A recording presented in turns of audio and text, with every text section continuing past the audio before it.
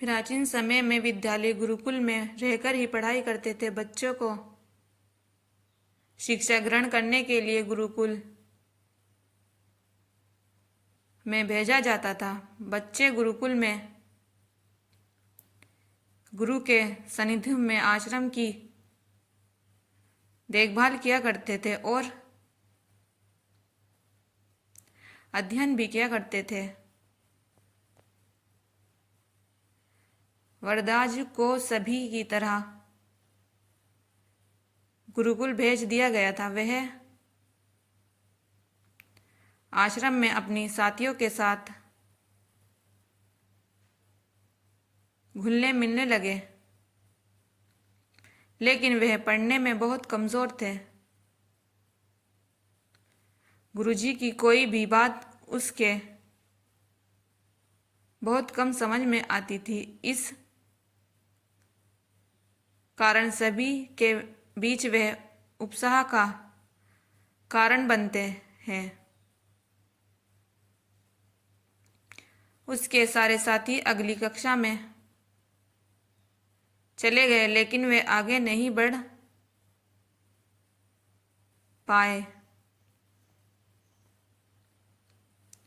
गुरुजी ने भी आखिरी हार मानकर उससे बोला, बेटा वरदाज, मैंने सारी प्रयास करके देख लिया है। अब यही उचित होगा कि तुम यहाँ अपने समय बर्बाद मत करो। अपने घर चले जाओ और घर वालों की काम में मदद करो। वरदान ने भी सोचा कि शायद विद्यालय मेरी किस्मत में नहीं है, और भारी मन से गुरु घर के लिए निकल गए। दोपहर का समय था। रास्ते में उसे प्यास लगने लगी। इधर उधर देखने पर उसने पाया कि थोड़ी दूर पर ही कुछ महिला कुएं से पानी भर रही थी। वह कुएं के पास गए। वहां पत्थरों पर रस्सी के आने जाने से निशान बने हुए थे, तो उसने महिलाओं से पूछा, ये निशान आपने कैसे बनाए?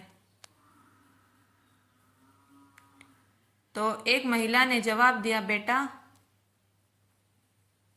ये निशान हमने नहीं बनाए, ये तो पानी खींचते समय इस कोमल रस्सी के बार बार आने जाने की ठोस पत्थर पर भी ऐसे निशान बन गए हैं। वरदाज सोच में पड़ गया। उसने विचार किया कि जब एक कोमल से रस्सी के बार बार आने जाने से एक ठोस पत्थर पर गहरे निशान बन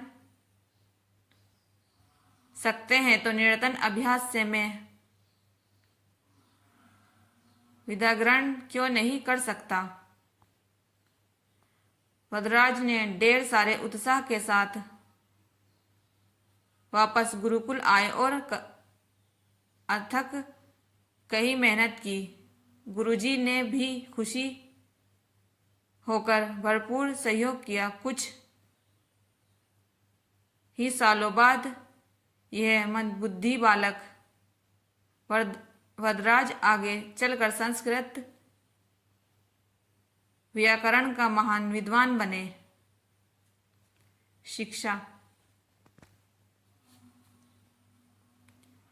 दोस्तों, अभ्यास की शक्ति का तो कहना ही क्या है। ये आपको हर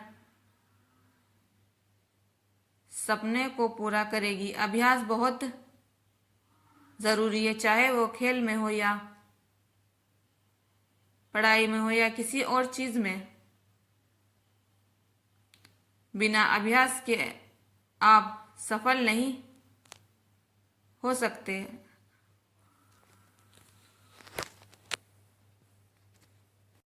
अगर आप बिना अभ्यास के केवल किस्मत के भरोसे बैठे रहोगे तो आखिर में आपको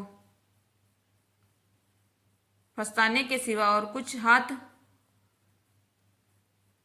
नहीं लगेगा। इसीलिए अभ्यास के साथ धैर्य, परिश्रम और लगन रखना अपनी मंजिल को पाना के लिए जुट जाइए। प्लीज़ फ्रेंड्स, हमारे चैनल को सब्सक्राइब कीजिए। Thank you.